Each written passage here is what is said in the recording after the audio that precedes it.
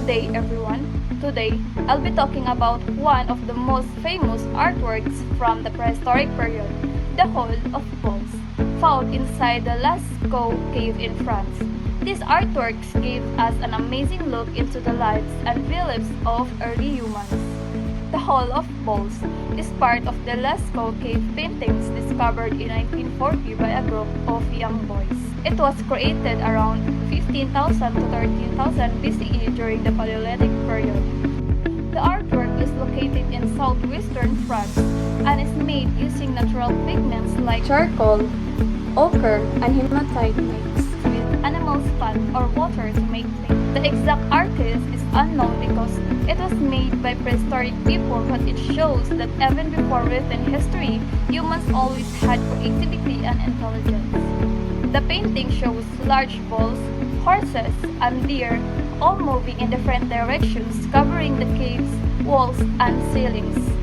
The Hall of Balls was more than just decoration. Many scholars believe it had a spiritual or ritual purpose. Early humans might have created these paintings for hunting rituals, hoping to bring good luck and success in catching animals.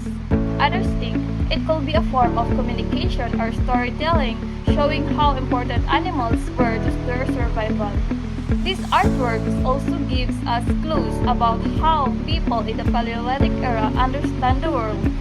It reflects their connection with nature, animals, and their environment. The size and movement of the animals show early human skill in observation and expression, proving that art was already part of their culture and daily life.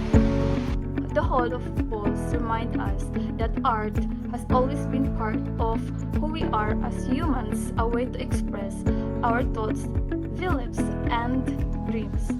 It remains one of the most important pieces of prehistoric art, helping us understand the beginning of human creativity.